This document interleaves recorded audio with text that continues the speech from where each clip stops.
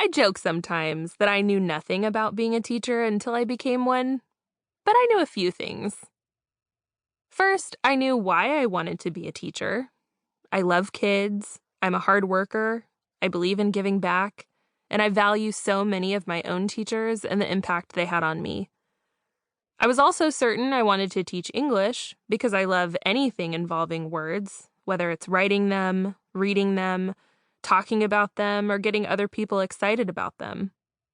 I also knew the textbook version of how to teach from my pedagogy courses, a good chunk of which I would discover wasn't relevant to my situation when I was faced with real life.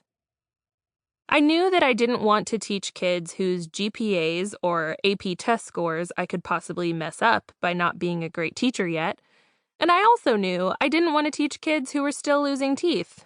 Joke's on me as I quickly discovered there are middle schoolers who are still losing teeth.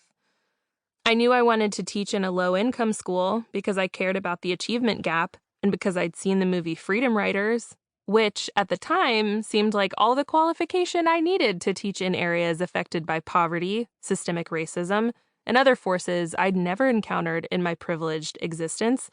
Note, it is not.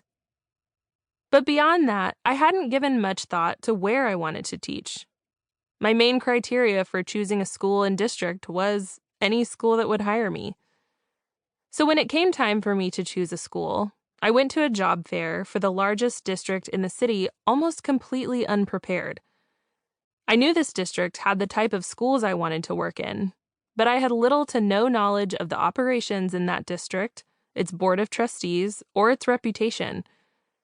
I wandered from table to table, eventually finding an assistant principal of a middle school who admitted he had just found out about the job fair an hour earlier and had a very scattered understanding of the openings in his school. "I'm pretty sure you could have your pick of grade level. I know we have a lot of openings in English." I arranged an interview with him, with one school only, left the job fair, and accepted an offer from that school 3 days later. Luckily for me, my somewhat reckless approach to choosing a district and school led to many positive outcomes. First of all, I'm so glad I chose middle school.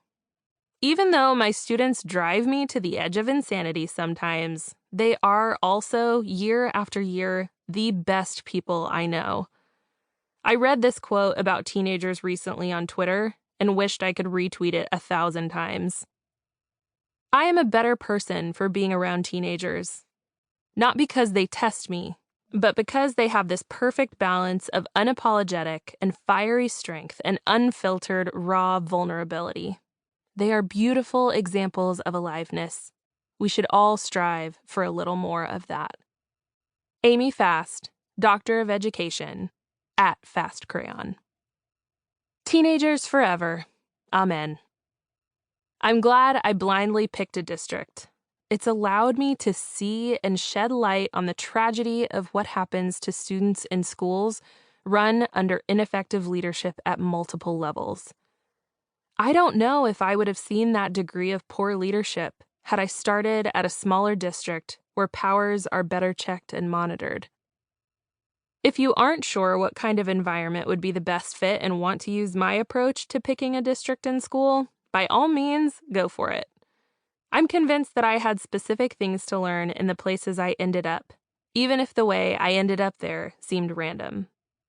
If you're listening to this and are already in a set teaching position, or find yourself in a time crunch where you kind of have to go with your first offer, don't worry.